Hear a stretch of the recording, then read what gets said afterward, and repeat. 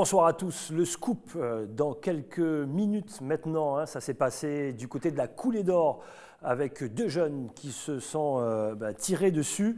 La suite dans quelques instants avec la rédaction d'ATG. C'est d'ici quelques minutes pour le journal. José Gomez, notre premier invité pour le rendez-vous de l'info.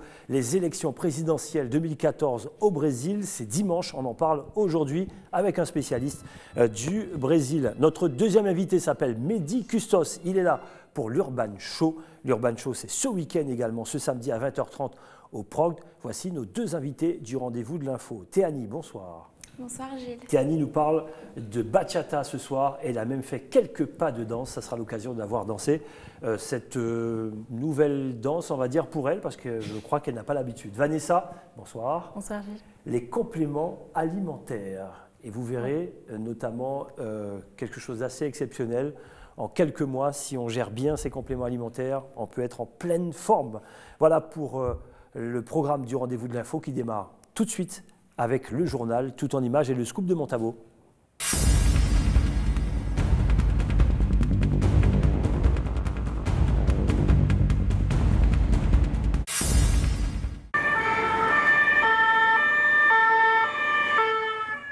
Fusillade sur la route de Montabo. Les faits se sont déroulés cet après-midi alors que 6 jeunes discutent près d'un abribus. Un homme armé arrive et ouvre le feu dans leur direction. D'après les premières informations, 2 jeunes ont été touchés, un à la cuisse et l'autre à l'abdomen. Ce dernier a été transporté à l'hôpital. Son pronostic vital est engagé. En ce moment, les 2 individus sont au bloc opératoire. Personne ne souhaite s'exprimer sur le sujet. Une fusillade qui vient s'ajouter aux multiples actes de violence qui se succèdent depuis le début du mois de septembre. Selon nos sources, il s'agirait d'un règlement de compte entre quartiers. L'enquête est ouverte. Le quartier Balata de Maturi subit depuis plus d'un mois des drames. Le 18 août, un homme était abattu par plusieurs projectiles. Le 29 août, un autre était poignardé en plein thorax. Dimanche 28 septembre, un homme a été la cible de tireurs circulant à scooter. Et ce mardi, un nouveau mort a été déploré dans le quartier, toujours abattu par arme à feu. Afin de rassurer la population, le procureur a organisé hier une conférence de presse pour éviter toute forme de psychose et donner des informations sur les enquêtes en cours. Le but, c'était de montrer, d'abord de rappeler au public ce qui a pu se passer réellement à Balata pour être en parfaite transparence et aussi montrer que nous sommes dans le cadre du ZSP et le travail qui est fourni par l'ensemble des services de l'État et judiciaires pour arriver à juguler cette violence.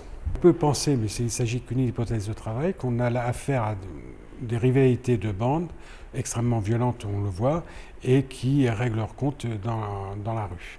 Le procureur a expliqué qu'il ne s'agissait pas de petite délinquance, ce qui n'est pas rassurant pour les habitants de Balata. Moi, je suis vraiment en danger, madame, parce que moi, je ne suis pas en sécurité. Même chez toi, tu n'es pas en sécurité. Je trouve que c'est vraiment pas bien, parce que moi, j'habite à Balata, et tout le temps, c'est toujours, il y a un crime à Balata, on tue, tel a tué ceci. Tu sors d'ici, tu vas chez les Chinois, tu entends qu'ils ont tué quelqu'un, ils ont tiré, ils se sont battus. C'est pas bien. Moi, j'aime pas. Et si je pouvais sortir de Balata, ça aurait été bien pour moi et mes enfants. Moi, franchement, je trouve que c'est vraiment pas normal que des trucs comme ça arrivent et qu'on perd des gens comme ça facilement et qu'il y ait des amis qui nous sont chers. Et que franchement, je comprends plus rien. En fait, j'ai même plus envie d'habiter ici. Il y a certains qui font des règlements de compte, mais il y a certains, c'est parce qu'ils ont besoin d'argent. Et qu'ils trouvent que de braquer, c'est plus facile que d'aller travailler. Ou bien aussi en Guyane, c'est un truc que c'est super difficile de trouver du taf. Je n'aime pas ce qui se passe ici. Les tueurs ne sont pas de Balata. Mais c'est ici que tout se passe. Les personnes qui se sont fait tuer ici sont de bonnes personnes. Ici, on vit en amour et en paix. Les autres sont d'ailleurs. Un important trafic de drogue se fait en plein jour et au vu de tous dans le quartier. Malgré les arrestations, les jeunes ne se sentent pas en sécurité et menacent de s'armer. On a peur, mais en même temps, ça nous nécessite à nous armer. Ouais, on n'est pas violent, mais on va devenir violent à cause de ces choses qui se passent là. Nous, on a les engins, on a les trucs, on ne va plus marcher tout comme ça. Ça sera armé. Les policiers, il ne faudra pas s'étonner qu'après ils entendent des cadences, des trucs comme ça. Ils seront obligés de s'armer parce qu'il y a trop de violence ici. C'est ça le problème. On est dans un quartier Balata, mais bof. C'est rarement que, voilà quoi, s'il y a quelques meurtres, c'est maintenant les gendarmes veulent passer dans les quartiers, tout ça, ils veulent vérifier. Et même lorsqu'ils passent, c'est pas un grand chose qu'ils font. Le problème c'est pas ça, moi je dis. Il manque d'activité pour occuper les jeunes. S'ils occupent les jeunes, après, les grands ils vont voir que les jeunes sont occupés, il y aura moins de violence. Certes, il n'y a pas de zone de non-droit en Guyane, mais Balata semble être l'exception. Une situation préoccupante. Pour le moment, 3 personnes ont été interpellées. La Cour d'appel de Fort-de-France a tranché. Léon Bertrand, ancien ministre de Guyane, a été condamné ce matin à 20 mois de prison, dont 4 avec sursis, et d'une amende de 80 000 €. L'actuel maire de Saint-Laurent a été jugé coupable pour délit de favoritisme et corruption passive dans l'affaire de l'attribution des marchés publics au sein de la communauté de communes de l'Ouest guyanais. Selon une source proche du dossier, Léon Bertrand devrait faire un pourvoi en cassation devant le Conseil d'État. Un mois après la rentrée scolaire, le SEUNSA présente un bilan chaotique et dramatique sur tout le département. Au niveau du fleuve, les mêmes difficultés persistent. Stagiaires et contractuels retrouvent des problèmes pour suivre les formations disposées en grande partie sur le littoral guyanais, ainsi que des difficultés pour se loger et se déplacer. Véritablement, nous avons eu beaucoup plus de soucis pour l'installation des collègues à la fois stagiaires et contractuels sur ces sites isolés, tant au niveau de leur prise en charge financière, puisqu'ils n'ont pas tous reçu cette avance pour leur permettre de s'installer, qu'au niveau humain, donc pour leur faire, en termes d'accompagnement, leur proposer une pirogue, faire en sorte qu'ils aient un logement, si possible meublé pour amoindrir leurs coûts. Le constat sur la situation dans les institutions pédagogiques du littoral est également alarmant. Depuis le début de cette année scolaire, des rentrées retardées, des vols et des bagarres ont été signalés. Des manifestations et des blocages pour revendiquer une amélioration du système sont à déplorer sur tout le département. Quand je dis qu'il y a des parents qui bloquent à Irakubo, nous sommes sur le littoral. Quand je dis qu'il y a des parents qui bloquent à Kourou, nous sommes sur le littoral. Quand je dis qu'il y a des parents qui bloquent à Cayenne, à l'école Montlucas, nous sommes aussi sur le littoral. Donc vous voyez que finalement les mots de cette académie sont en train de faire tache d'huile et ça pose problème absolument pour cet enseignement de qualité que nous devons aux enfants. Des problèmes aussi basiques et récurrents que ceux que nous traversons en Guyane, notamment tout simplement le fait d'avoir des enseignants dans toutes les classes en Guyane, et bien finalement ce travail qualitatif, nous ne pouvons pas le mener. Chaque rentrée, les mêmes problématiques sont présentées. Dans le but de trouver des solutions, le SEUNSA propose d'organiser une table ronde avec la présence du recteur, mais aussi avec la participation du préfet de la région Guyane et des représentants des différentes collectivités. Les enseignants et les personnels de vie scolaire du lycée professionnel de Balata sont en grève. Ils interpellent le rectorat et les pouvoirs publics suite à plusieurs agressions aux abords de leur établissement, les dysfonctionnements internes et les renforcements de la vie scolaire. Durant toute la matinée, les grévistes se sont réunis en assemblée générale puis en atelier de réflexion. On a été obligé aujourd'hui vraiment de dire bon ben ça suffit, on arrête, maintenant on se met en grève.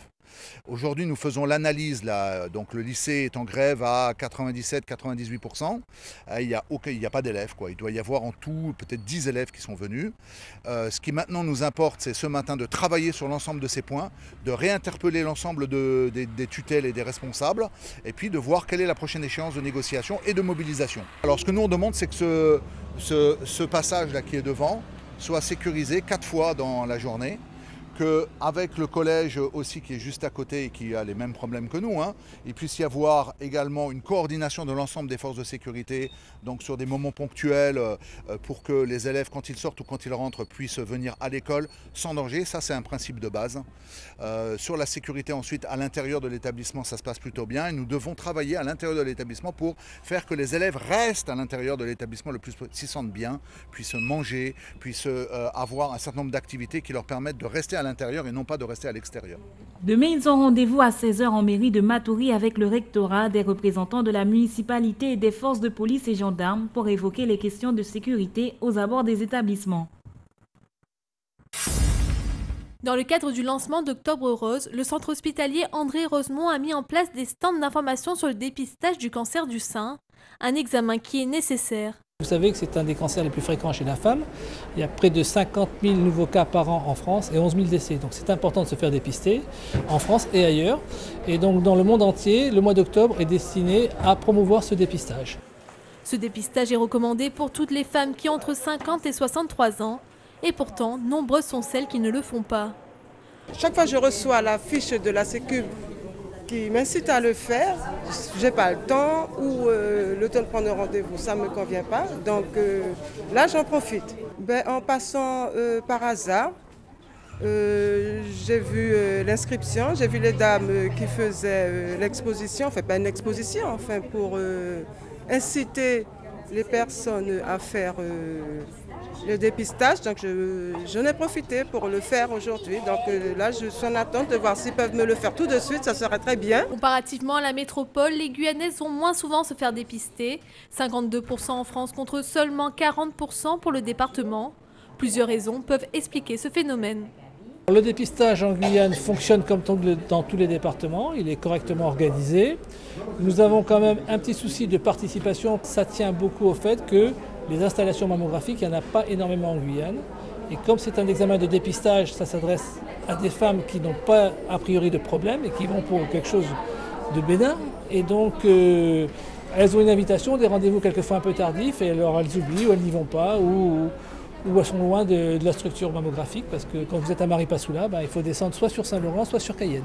Et pourtant, comme le rappelle le docteur D.E., dépister à temps un cancer du sein, c'est 90% de chances d'être guéri. Les lieux diffusant de la musique amplifiée, mise en œuvre de la lutte contre le bruit. C'était le thème de la réunion d'information organisée aujourd'hui par l'Agence régionale de santé de Guyane. L'opportunité de réunir pour la première fois autour de la problématique les représentants des communes, les bureaux d'études, la préfecture, l'ARS ainsi que différents établissements concernés. D'abord partager la réglementation et puis mettre en place des outils pour concilier des activités festives, culturelles et en même temps la protection de la santé, parce que c'est aussi un réel problème de santé publique, puisqu'on estime que 10% des jeunes de moins de 25 ans ont des pertes irrémédiables de 10% de leur capacité auditive. Une exposition prolongée en termes de temps et d'intensité sonore peut entraîner à des graves dommages au niveau de l'audition. Une problématique fortement liée à la modernité, fait qui rend les jeunes plus vulnérables. Lorsqu'on a le casque sur les oreilles, comme les jeunes ou les petits écouteurs, on peut largement vite arriver à dépasser cette intensité, parce que les jeunes maintenant écoutent de la musique un peu trop forte, de la musique compressée, qui justement ne donne pas le relief absolu de la musique, donc ils ont tendance à augmenter les niveaux sonores. Depuis quelques années, les nuisances sonores sont devenues une problématique récurrente dans le département, qui touche le littoral, mais aussi les communes de l'Est et de l'Ouest guyanais. Il y a de la manifestation un peu partout, on a des véhicules avec de la sonorisation un peu brouillon, on a aussi sur les quartiers. Les quartiers, il y a beaucoup de choses, donc il suffit d'ouvrir un petit snack et puis il y a de la musique dedans. À Saint-Laurent-du-Maroni, des journées préventives sont organisées dans le but de sensibiliser la population sur la réglementation des nuisances sonores ainsi que les dangers. Les forces de l'ordre interviennent fréquemment pour vérifier des dénonces d'abus chez des particuliers ou des professionnels. On n'est plus dans la phase préventive, on passe à la phase répressive. C'est un fait nouveau qui existe depuis 2-3 ans sur Saint-Laurent, où de plus en plus de personnes se plaignent, à juste titre, c'est leur droit, des nuisances sonores qui se passent dans leur quartier. Pour préserver une bonne audition, il est conseillé de ne pas dépasser les 85 décibels. En utilisant un écouteur, si les personnes autour de vous arrivent à deviner la musique, c'est qu'elle est trop forte. En soirée ou durant des manifestations, évitez de rester à proximité des enceintes. Il est aussi recommandé de faire des pauses régulières dans un endroit calme.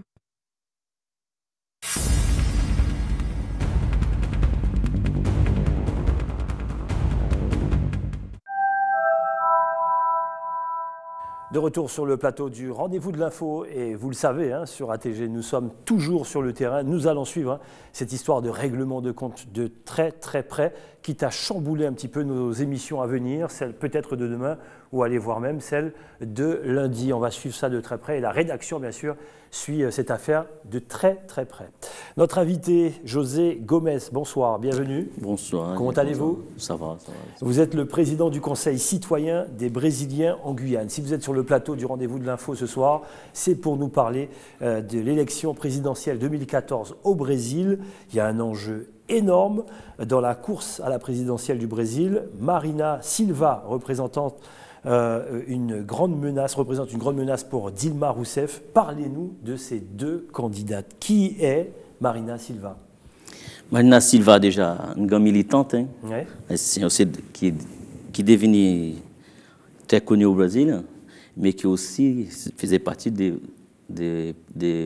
partis des travailleurs, comme les PT, comme on disait, qui était avec Lula, qui était avec Dilma. Oui, elle était au gouvernement. Elle était au gouvernement. Et qui est partie après, elle est partie, elle a fondé les PV, les Verts. Voilà, et qui maintenant, voilà, elle se trouve d'un autre côté, mais elle est quand même une militante comme Dilma qui cherche à avoir les pouvoirs et qui fait une menace maintenant à Dilma, qui menace aussi les postes présidentiels de Dilma. Oui.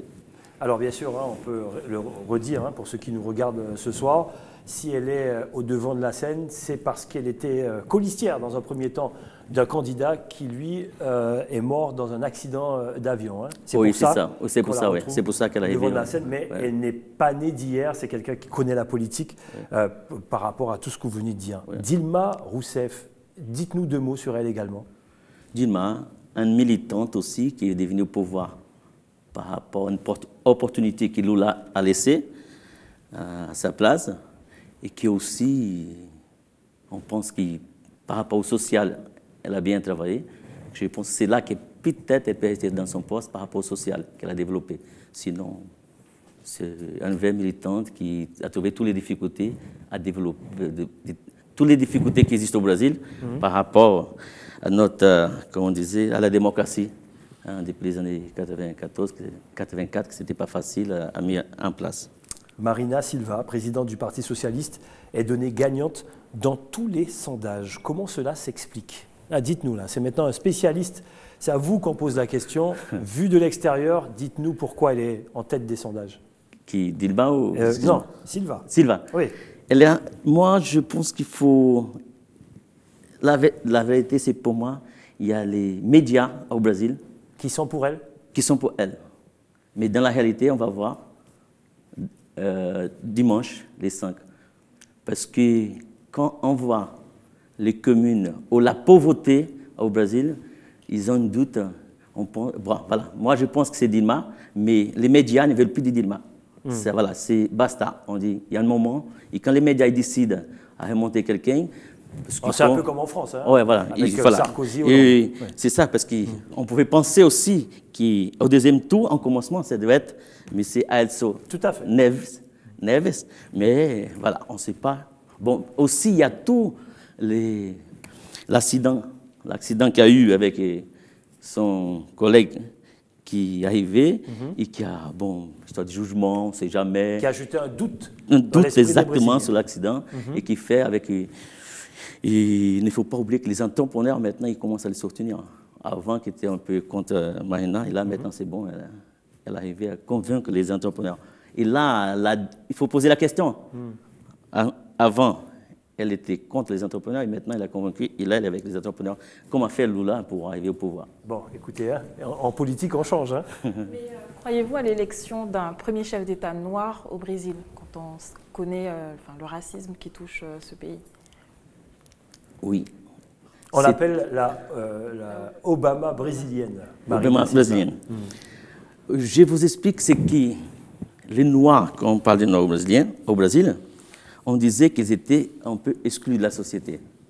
C'est pour ça que Lula, il a créé quand même une loi sur les études, sur l'éducation, en disant il y a tant de places, 50% des places, ok, à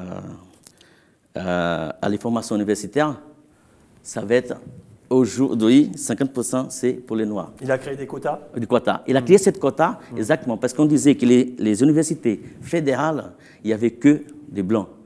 Et c'est-à-dire que l'université fédérale, c'était pour les pauvres. Enfin, il y avait tellement de business, on disait, au Brésil, qu'enfin, on a vu. Devant les universités, il n'y avait que des voitures. On disait, qu'est-ce qui se passe? C'est pour ça que Lula, il a créé ça. C'est-à-dire que c'est un peu difficile à expliquer. Quand on dit que quelqu'un qui a une couleur noire, il a une 40, il y a un blanc, il y a 50, c'est les moyens sur 10, et c'est les noirs qui prennent la place. Voilà, il y a tout cela. Et qu'un jour, et je pense que par rapport à l'éducation, c'est avec l'éducation qu'on va arriver un jour à voir un noir. On ne voit pas les noirs se présenter encore là, mais c'est clair que ça va devenir. Est-ce que le mondial a joué sur l'impopularité de Dilma Rousseff? Ah oui, ça a joué. C'est clair que ça a joué. beaucoup. Sur l'impopularité. Hein? Ah, c'est l'impopularité. Voilà, Ouais, c'est ça. La popularité, non. mais le contraire. Et voilà, Ouais, oui, okay. Ça jouait un peu aussi. Mais en même temps, comme on dit ça, et c'est difficile quand les Brésiliens ne peuvent pas comprendre aussi par rapport à Dilma, après les mondiales, tout ce qui est resté au Brésil. Ouais, l'investissement qui s'était fait avant, ça restait aujourd'hui au Brésil. Mais pourquoi ça comptait? C'est par rapport, toujours, il ne faut pas oublier, accès aux soins. Ouais. Okay? C'est par rapport à l'accès aux soins qu'on a beaucoup parlé, et c'est vrai, ça fait remonter, et jusqu'à maintenant, elle n'a pas réagi. Ah, ça peut jouer contre elle. Et enfin, en Guyane, on sait que 3000 Brésiliens sont appelés à voter. Quelle est la tendance? Ils préfèrent qui? Dilma ou Marina? Moi, pour être sincère, je pense qu'en Guyane, autant aussi à l'extérieur, c'est Dilma. Dilma Rousseff? C'est Dilma Rousseff. Vous le dites vraiment tout en tête. Vous avez testé? Oh, j'avais déjà sondé un petit peu. D'accord. Et avec notre collègue, parce qu'aujourd'hui, on est 49 représentants de la communauté brésilienne à l'extérieur, dans plusieurs pays. Quand même, sont des Brésiliens qui sont partis pour travailler, c'est à l'extérieur. C'est-à-dire qu'ils sont des gens qui cherchent la vie, parce qu'avant, quand ils sont partis, il y avait de grandes difficultés. D'accord. Et les partis de travail, au Brésil, comment dire, pardon, les PT, les partis travailleurs, quand même, ils comptent beaucoup à l'extérieur. D'accord. Théanie? Votre favorite à vous, Marina ou Dilma? Moi, je vois Dilma. Même si Marina, elle est OK, moi, j'ai rien contre Marina, OK, j'ai rien, mais pour moi, je vois les favorites, c'est Dilma. José Gomez, un chiffre important quand même, tout de même. 66% des électeurs brésiliens ne se reconnaissent dans aucun parti politique. On n'y croit plus à la politique. Qu'est-ce qui s'est passé? Qu'est-ce qui s'est passé? En 84. Et c'est pas très bon pour Dilma Rousseff. Non, c'est pas bien. Et c'est en 84, on vient à la démocratie. On sort de la dictature. Mais beaucoup de croyances, OK, à la politique, à la démocratie. On sait qu'il y a même avant Lula, il y avait Fernando Cardoso qui arrivait après, on ne compte même pas Collor, qui ça commençait à avancer, mais qu'est-ce qui se passe? C'est la corruption. Si la population ne sont pas accrochés aux partis politiques, c'est la corruption. Beaucoup de partis politiques, ça c'est clair, mais les médias ils sont là, et la corruption. On voit que, voilà, il y a un autre souci aussi avec Dilma maintenant, c'est les scandales qu'il y a sous la Petrobras. Exact. Ouais, la société Petrobras, c'est elle qui tient tout là. Ouais, c'est encore. C'est dans tous les journaux. Voilà, dans tous les journaux. Et ça, franchement, c'est pour ça que je dis que quand même, notre collègue Marina, elle passe, elle avance, c'est par rapport. Parce que les présidents, anciens présidents de la société Petrobras, de l'entreprise Petrobras, il vient d'annoncer des scandales de corruption. Et c'est là que les Brésiliens s'y sortent. Mais on est obligé de voter. On a l'obligation, les Brésiliens, de voter. Rendez-vous dimanche, donc? Oui, rendez-vous dimanche. Comment et à quelle heure ils votent, les Brésiliens, ici en Guyane? Comment ça se passe? En Guyane, ça commence à 8h jusqu'à 17h. Où ça? Ça va être Royal Hotel, Royal Amazonas, qui est à Montabo, sur la route de Montabo maintenant. On ne peut pas faire au consulat parce que c'est trop petit.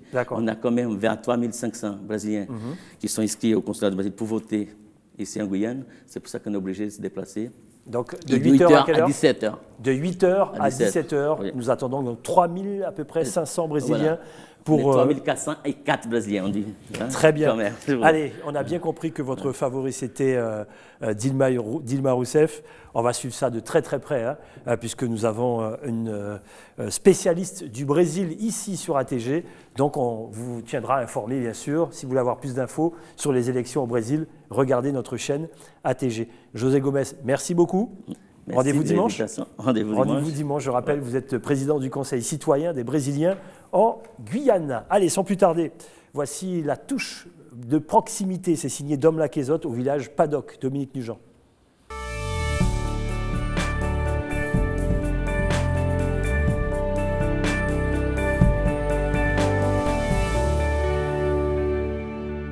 Pour moi, j'ai toujours dit la vie d'auparavant, c'était mieux. C'était mieux pour nous, oui.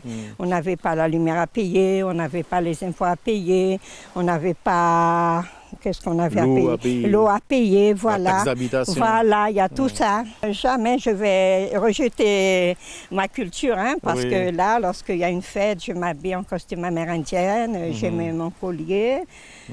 Mais je suis toujours là-dedans. Hein. Franchement, moi, ça m'a frappé le cœur. Hein.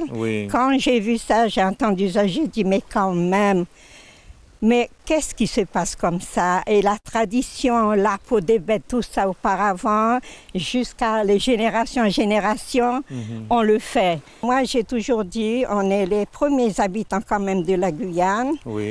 Et que, bon, ils auraient dû nous laisser quand même.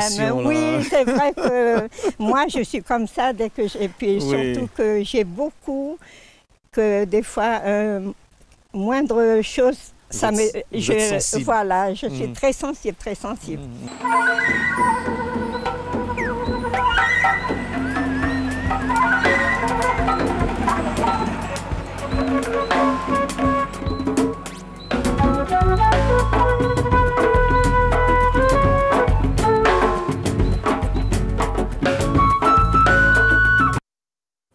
Voilà, Dom Laquezotte à 20h ce soir sur ATG au village Paddock avec Dominique Nugent. Sans plus tarder, on parle complément alimentaire avec Vanessa. Complément alimentaire, on n'entend parler que de ça depuis quelques années, Vanessa. Oui, donc j'aborde ce sujet car vous êtes de plus en plus nombreux à faire du sport, donc aux abords des routes ou en salle. Alors, de façon générale, pour les pratiquants d'activités sportives, quel que soit votre niveau de performance, avec juste votre alimentation équilibrée, vous pouvez satisfaire vos besoins spécifiques. Pour les compléments alimentaires, il est préconisé d'en consommer seulement si vous avez des apports nutritionnels à faire en plus et si c'est recommandé par votre diététicien ou votre médecin. Donc je mets surtout l'accent sur les substances dites brûle-graisse et celles qui permettent d'augmenter la masse musculaire et qu'il ne faut pas confondre avec les produits dopants. Donc voici quelques explications en images et un exemple concret. Alors quand on fait de la musculation ou du sport en général, pas forcément que de la musculation, en général on a besoin de plus de nutriments que quelqu'un qui n'a pas d'activité physique. Les compléments alimentaires, c'est ce qu'on trouve dans l'alimentation quotidienne, dans l'alimentation courante, mais pas en assez grande quantité pour quelqu'un justement qui pratique une activité sportive régulière. Y a-t-il des dangers à prendre des compléments alimentaires? Alors attention, il ne faut pas faire l'amalgame entre compléments alimentaires et dopage. En général, les compléments alimentaires, c'est ce qu'on trouve dans l'alimentation courante, quotidienne, sur des nutriments purement naturels en fait. C'est vrai que ce sont souvent des produits qui viennent des États-Unis, mais ça passe par les douanes françaises et tous les produits en fait répondent aux normes européennes et françaises. Alors il faut savoir qu'on est souvent tenté de commander sur Internet parce que les tarifs sont peut-être plus avantageux, etc. Il faut savoir qu'ici, en Guyane, on a des boutiques spécialisées, il y aura du conseil, il y aura du suivi. Et je pense que c'est quand même mieux de mettre quelques euros en plus et d'avoir justement un suivi personnalisé, un produit adapté à ce qu'on veut, à ses objectifs, que d'aller commander quelque chose qu'on ne maîtrise pas forcément en fait. Voilà, je vais juste demander à Mehdi Custos si, parce que Mehdi Custos, c'est vraiment, il s'est forgé un physique. Mehdi, tu prends des compléments alimentaires? Bonsoir, oui, bon, en fait, juste ce qu'il faut en termes d'activité physique, mais pas encore de compléments alimentaires. En fait, j'étudie plus ce qu'il y a dans les aliments naturels pour pouvoir équilibrer. On va y revenir. Voilà. Donc, si vous voulez prendre des compléments alimentaires comme le jeune homme qu'on a vu en photo, on a vu un exemple extraordinaire. Voilà, ouais. Ça a l'air de marcher. Juillet-mars. Oui, voilà. Mars-juillet, je ne sais plus. Ouais. Entre mars et juillet. Donc, surtout, ne commandez pas n'importe quoi sur Internet. Il y a des boutiques spécialisées en Guyane, dont une qui va ouvrir prochainement. Très bien. Merci, Vanessa. Théanie, alors là, je veux bien voir, qui nous fait des pas de bachata. Alors là, je suis curieux de voir ça. Vraiment. Oui. Eh bien, écoutez, on a été aussi curieuse, puisque Vanessa m'a accompagnée donc, hier soir, filmer ces quelques images que je vous laisse regarder. On y va. Nous voici devant le Café de la Gare pour un cours d'initiation à la bachata qui a lieu tous les mercredis soirs. Je vous invite à entrer avec moi.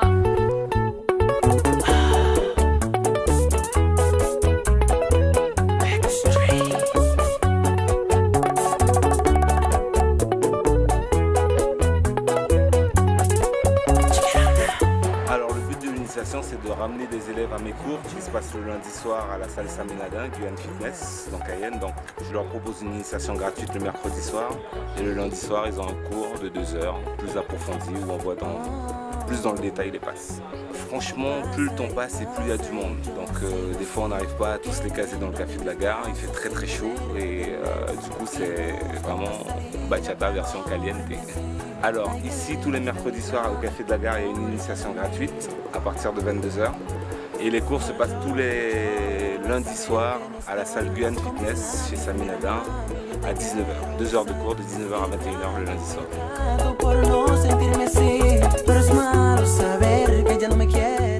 Je voulais te voir danser, Tiani. Oui, on a vu juste les petits cours d'initiation, puisqu'on y a passé quand même 2-3 heures, donc ça fait un peu long pour les téléspectateurs. Donc je rappelle pour ceux qui sont intéressés que vous avez les initiations tous les mercredis à 22h au Café de la Gare. Et donc si vraiment ça vous plaît, je vous propose de continuer du coup vers l'association Latine Attitude, qui donne des cours à la salle Saminada. Pour plus d'informations, vous pouvez contacter Easy Duke, donc la personne qu'on a interviewée, puisque c'est le professeur, au 06 94 26 17 97. Merci Tiani. Allez, dans quelques secondes, on parle d'Urban Show à venir. Et pour nous en parler, parmi les artistes d'Urban Show, Mehdi Custos avec nous. Mehdi, bonsoir. Bonsoir. Comment ça va? Très bien. Très heureux de te recevoir pour la première fois sur ATG, dans le rendez-vous de l'info. Exactement. Et tu es là effectivement pour un show qui aura lieu ce samedi à 20h30 au Prog avec beaucoup d'artistes dont toi. Bien, raconte-nous un petit peu, tu es revenu avec notamment cet album-là, l'album ADN, avec une très belle photo. Waouh, Mehdi Custos, les filles, la classe. Mais toujours d'ailleurs depuis le début. Merci. Raconte-nous un petit peu ton actualité en ce moment. Tu es en studio? Alors voilà, je suis en studio puisque c'est un album qui n'est pas complet. C'est un album qui a 10 titres et qui aura une version 15 titres qui sortira en 2015 sur laquelle on travaille. Pour toi, 10 titres, c'est pas complet? C'est beaucoup déjà. Disons que mon ADN n'est pas complet. D'accord. Voilà, donc il y a eu d'autres enregistrements avec d'autres artistes que j'ai rencontrés sur la route, une star ivoirienne, il y a aussi un feat avec Nek Marron qui est prévu, il y a un titre à Zonto en préparation, donc voilà, il y a encore des choses qui sont censées étoffer le projet. Celui-là, il me tenait à cœur de le présenter aux Antilles-Guyane, puisque c'est mon premier public qui m'a permis justement de rencontrer les autres. Et donc j'ai fait sortir cette version 10 titres sur laquelle on retrouve les chansons qui ont été diffusées il y a quelques mois et qui continuent de l'être, notamment Love a Girl, Juste une heure, et puis récemment Me Love You, dont on découvrira le clip à partir de la semaine prochaine. Et très vite ici, d'ailleurs sur ATG, vous savez très bien qu'on vous fait découvrir les titres et les clips ici, notamment dans le My Mix avec DJ Waldou. Voilà le rendez-vous notamment du vendredi. On salue d'ailleurs DJ Waldou. Tu as beaucoup tourné, Mehdi, depuis 2-3 ans. On t'a vu à gauche et à droite. Ton dernier concert au Bataclan, 2 mots sur ce concert? Alors c'était une reconnexion, puisque j'ai pris quelques années sabbatiques. Parce que, tu as beaucoup bougé et puis il y a eu... Il m'est arrivé pas mal de belles choses et j'ai eu besoin de lever le pied un petit peu pour me retrouver aussi dans ma peau, savoir un petit peu qui j'étais après tout ça, ce que je gardais de toutes ces expériences. Remettre un petit peu les pieds sur terre, m'ancrer dans une autre réalité, mais en même temps qui ressemble à celle que je connaissais avant. Faire le point sur tout ça. Et donc après, j'ai remis le pied à l'étrier avec la compilation d'Imazouk qu'on a fait découvrir il y a 2 ans. Et puis ce projet ADN qui arrive. Le concert au Bataclan, c'était l'occasion effectivement de retrouver le public sur scène. Ça a eu lieu le 26 octobre dernier, en 2013.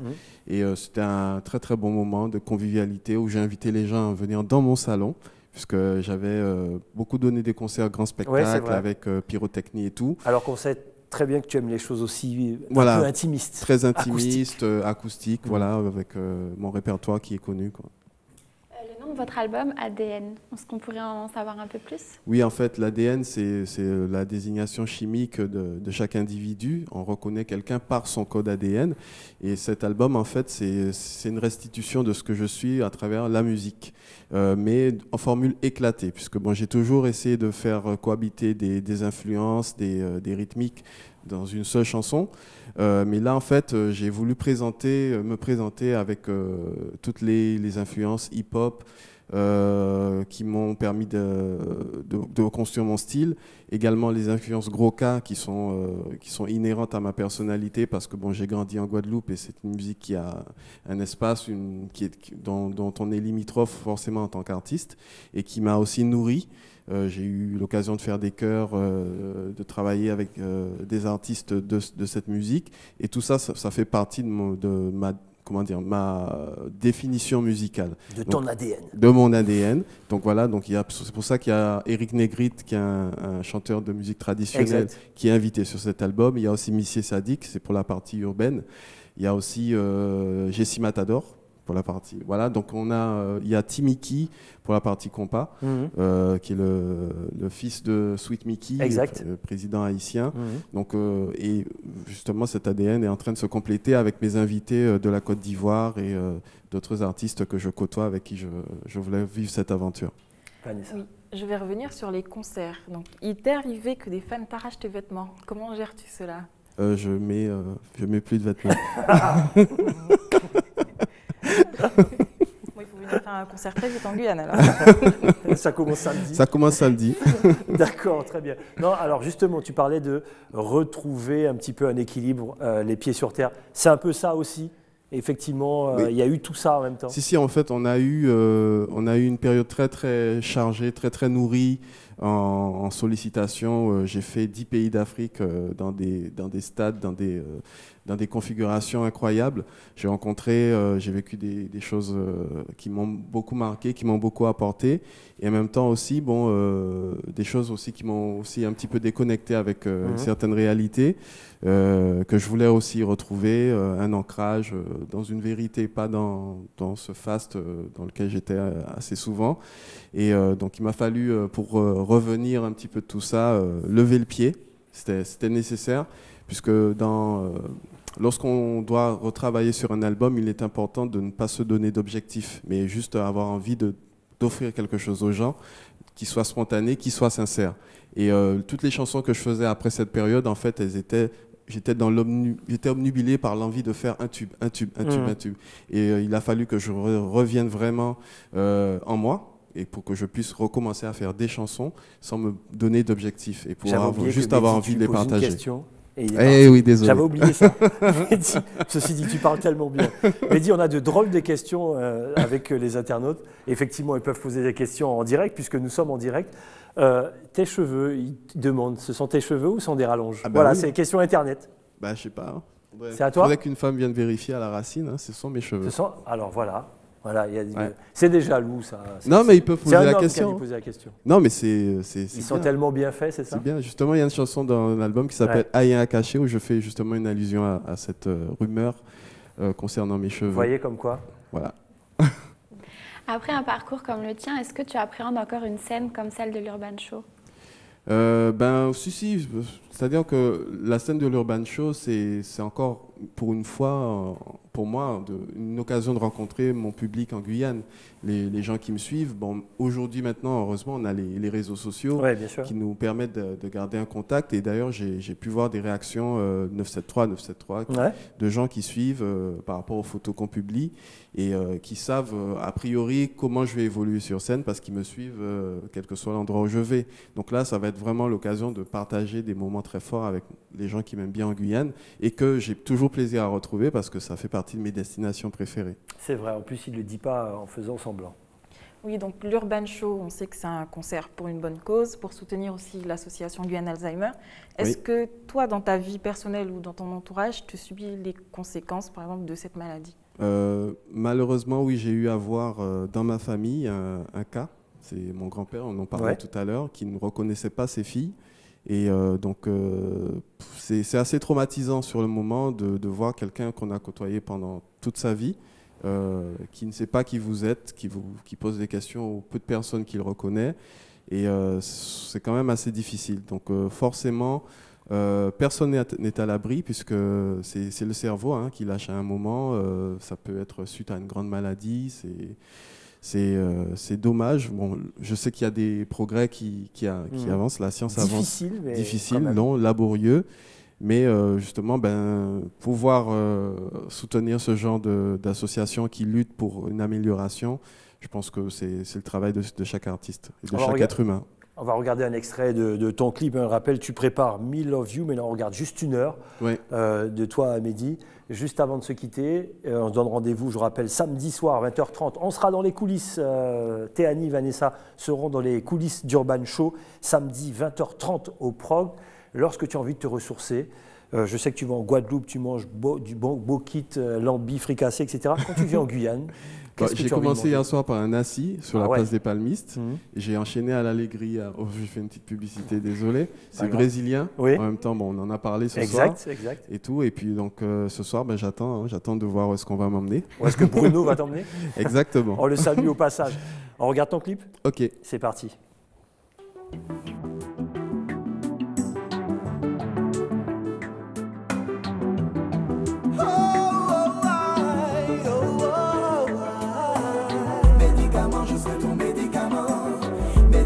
Je serai ton médicament, j'effacerai tes douleurs radicalement.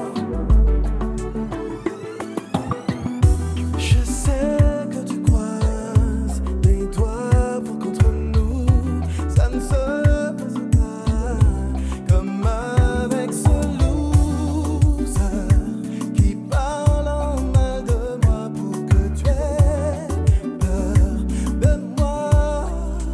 Accorde-moi une heure.